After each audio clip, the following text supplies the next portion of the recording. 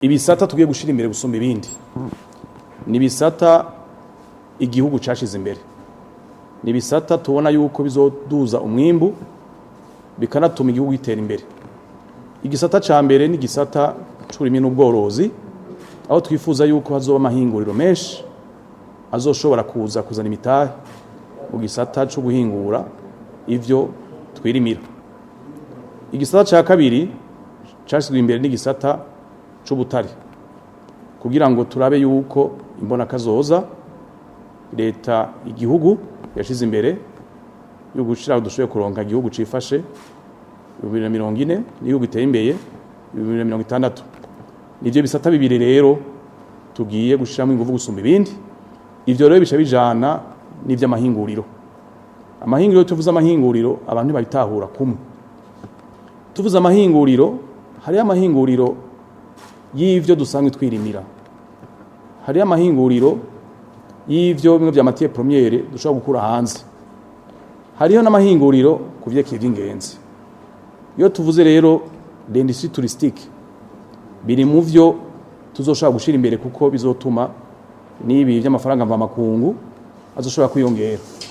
Novuga rero mu ncamake ko tuzoshira imbere ibisata bibiri mugabo bica biza vyunganirwa n'ivy'amahinguriro, l'industrie de transformation, l'industrie de transformation agroalimentaire, l'industrie minière et l'industrie touristique. Dumara kumva yuko rero industrie iza ije gushigikira ivyo bisata bibiri igihugu cashize imbere. Hari utubazo tumwe kuvyerekeye urudandaza njabukambira. Nivyo ari bimaze kurangurwa, ndetse nagomba ndabishimire cyane leta y'u Burundi kuko hariho inzitizi zishika 10 cyane zari hagati y'urubibe rwa Kongo n'igihugu cacu. Izo nzitizi zaravuyeho, turavyishimira rero.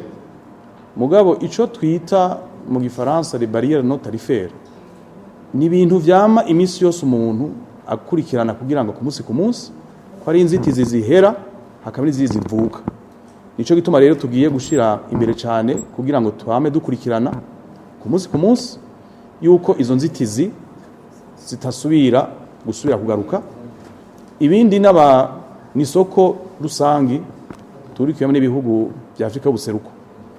Nivyo hari utubazo tumwe ari ivyo vy'amaduwane by'amatagisi tuzokwigira hamwe n'ibihugu dusangiye umuryango n'amashambre de commerce.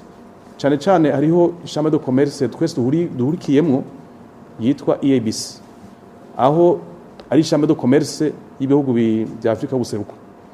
Twebwe rero turavugana cyane, dusanzwe turicegera mukuru w'iyo chambre de commerce ya EAC kugira ibibazo byo bihari mu karere tubitorere inyishu. Turafise rero umwizero no kwishima kwinshi kubera ko hariho ivyamaze gushirwa mu ngiro n'igihugu bya dialogue, ibiye twita cadre de dialogue public et privé, kugira ngo dushobore gutora inyishu ibibazo bisanzwe bihari kugira ngo igisata c'Abagwizatunga kibe koko igisata fatiro kugira ngo duteze imbere igihugu cacu, kugira ngo tube le poumon et la locomotive du développement. Nivyo rero noshaka kubabwira, ibindi zose turabiyaga uko bizogendera genda.